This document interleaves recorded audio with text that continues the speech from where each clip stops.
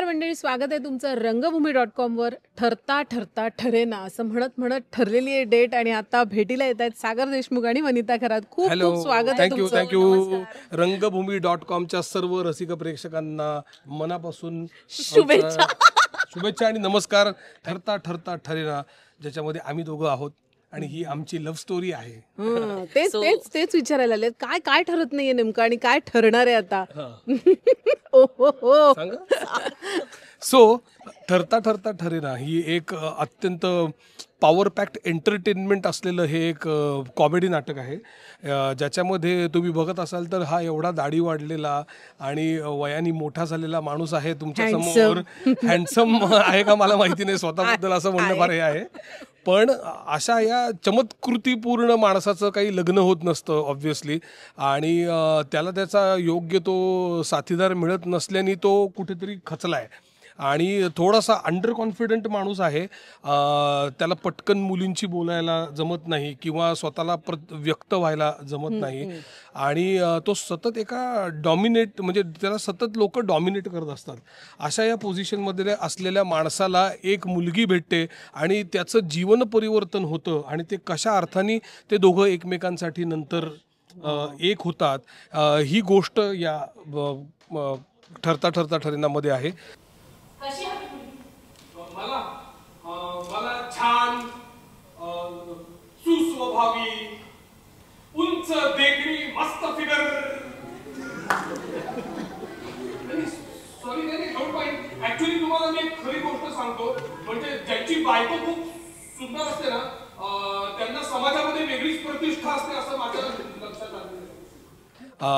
मला असं वाटतं हे नाटक महत्त्वाचं अशासाठी आहे आणि मी ते घेतलं याचं कारण आहे की आपल्या आयुष्यात आपण जेव्हा जेव्हा लग्नाच्या बाजारात इस्पेशली दिसणं हे किती महत्त्वाचं असतं आणि त्याला किती प्राधान्य दिलं जातं आणि बाकीचे जे गुण असतात ते कसे मागे लोटले जातात केवळ दिसणं असल्यामुळे, ह्याच्यावरती कुठेतरी अत्यंत प्रभावी भाष्य हे नाटक करतं आणि त्याच्यामुळे मी ते घेतलेलं आहे.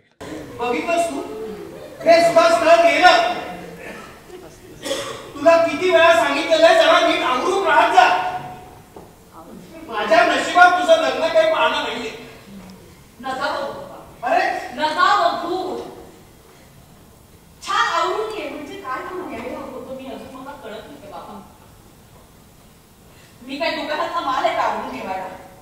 माझ्याही पात्राचं वेगळं काही नाही. जसं सागरने सांगितलं की समाजमान्य सौंदर्याच्या व्याख्येत कदाचित मी दिसत नसेन म्हणून मला बघताच क्षणी अगदीच रिजेक्ट करतात मुलं आणि बरंच वय होत चाललं आहे आणि बाबांचं असं की लग्न कर लग्न कर लग्न कर आणि मला करायचंच आहे पण समोरून कुणीच येत नाही आहे, त्याच्यामुळे माझं लग्न होत नाही. आणि अशाच एका बघायच्या कार्यक्रमात हा माणूस मला भेटतो आणि मग कसं म्हणजे माझ्यात बरेच गुण असतील किंवा मी खूप शिकलेली असेल तरीही मी पाहता क्षणी कुणाला तरी आवडेन असं ते पात्र नाहीये, त्यामुळे कदाचित ती रिजेक्ट होत असेल. आणि मग कसे आम्ही भेटतो आणि मग कसे प्रेमात पडतो आणि कसं काय आम्ही एकमेकांसाठी सुटेबल होतो हे ह्या नाटकाची कथा आहे आणि इतकं भारी आहे. खूप म्हणजे हे जेव्हा मी ऐकलं होतं स्वप्नील बरोबर मी आधी नाटक करत होते, थोडं तुझं थोडं माझं. सो स्वप्नील बरोबरचं हे माझं दुसरं नाटक. जेव्हा मी ते नाटक करत होतो तेव्हाच ह्या नाटकाची कथा मी ऐकली होती त्याच्याकडून आणि तेव्हा तो म्हणाला होता की ह्याचं कधी नाटक करायचं झालं तर तू करशील का.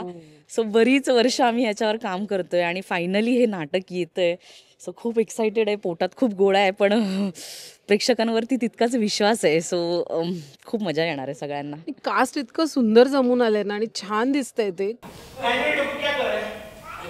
मी काय नाही करणार बाबा, मी प्रेक्षकात बसणार आणि बघणार आहे. करू देत रे बाबा, पार्टनर शोधते ती. मग शोधू देत बाबा. अरे तुझा ते पूछ रहा मैं डांस करू क्या. काय वेळच का तू. सेटिंग करते. Ramu wants to dance with you. Ramchandra नाही. तुला येतो साल्सा. नाही. बोल ना, येतो का तुला साल्सा. एक तर हा डान्स बनला. साल्सा पण डान्सच आहे. तू एक काम करू ना, म्युझिक लावला संपूर्ण विषय. नाही, मला असं वाटतं की लिखाण हे सगळ्यात प्राईम इम्पॉर्टन्सला आहे, कारण त्यांनी जर का ते तशा पद्धतीने इमॅजिन केलं नाही पात्रांना तर ते समोर त्याचा प्रभावशाली प्रयोग म्हणा किंवा प्रभावशाली म्हणणं पोचू शकत नाही. मला असं वाटतं की यांनी आपल्या अक्षय जोशीनी ज्या पद्धतीने हे नाटक लिहिलेलं आहे ते वरकरणी आपल्याला असं वाटतं की हे विनोदी आहे आणि ते आहेच. त्याच्यातले सिच्युएशन्स वियर्ड आहेत, त्याच्यातली पात्र वियर्ड आहेत, त्याच्यामुळे विनोद निर्मिती होतच असते. परंतु मला असं वाटतं की सगळ्यात महत्वाचं हे आहे की प्रत्येक पात्राला कुठेतरी इंटरनल दुखापत आहे. प्रत्येकाचं हृदय कुठेतरी त्या दिसण्यावरनं कुठेतरी त्याला एक बळबळती जखम आहे आणि त्या जखमेवरती नेमकं फुंकर मारणारी व्यक्ती फार दिसत नाही किंवा एखाद्याचं जमत नाही, एखादी गोष्ट आपल्याला येत नाही, त्याच्यावरनं ज्या पद्धतीने समाज आपल्याला बुली करतं आणि ज्या पद्धतीने तुम्हाला वागवलं जातं त्याचा कुठेतरी एक काय म्हणतात आपण त्याचा एक समाचार घेतलाय लेखकांनी कुठेतरी. कारण की तो मला असं वाटतं की स्वतः मला वाटतं अक्षयकडे पण एक ओलावा आहे, त्याच्या लिखाणात सुद्धा एक प्रकारचा ओलावा आहे जो ओलावा त्याच्या दुखऱ्या नसेतनं कुठेतरी आलेला आहे.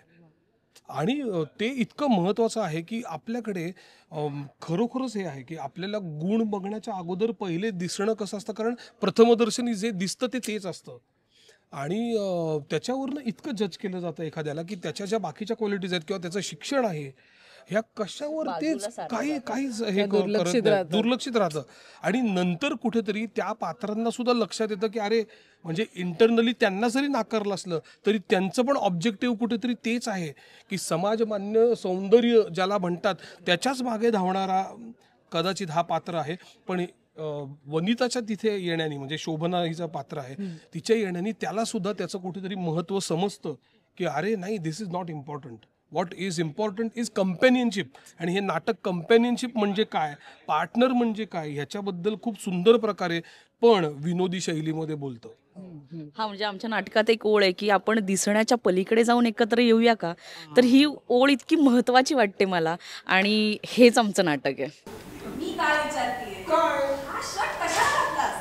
अगं प्रत्येक वेळेला मुलगी बघायला जातो नवीन शर्ट कुठनं आणू मी, आणि असं झालं तर घरामध्ये शोरूम नाही का तयार होणार. दादा, तो पिवळा घालायचास ना? नाही का त्याच्यामध्ये मी फार डल दिसतो. तू डल दिसतोस कारण तू डल राहतोस. सागर दादा, तुम्ही लेखक आहात, दिग्दर्शक स्वतः आहात, तर स्वप्नील दादा, अक्षय दादा यांच्याबरोबर काम करतानाचा अनुभव कसा होता? तुम्ही काही इनपुट्स दिले, त्यांनी घेतले हा, असं काही?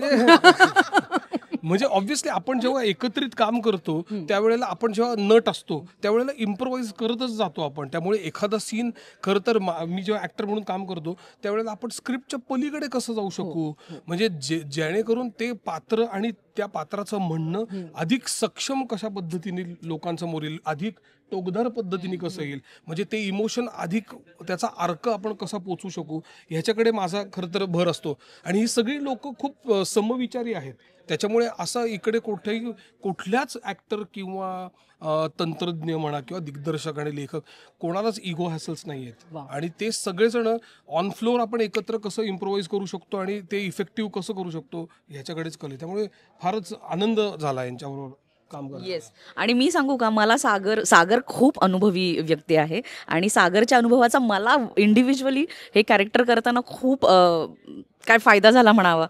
कारण त्याला ज्या गोष्टी सुचतात त्या मला कधी सुचूच शकल्या नसतात असं मला वाटतं. त्यामुळे मला असं वाटतं की एवढा चांगला काय को ॲक्टर माझ्यासोबत आहे, म्हणजे मी सांगूच शकत नाही. खूप भारी वाटलं. आणि त्यानेही काही सीन्समध्ये एवढे कमाल, म्हणजे अक्षयने लिहिलंच आहे पण काही सीन्स त्याने इतके छान लिहून किंवा ते नेमकं म्हणणं कसं पोचेल तर काही सीन्स त्याने खूप छान लिहिलेत.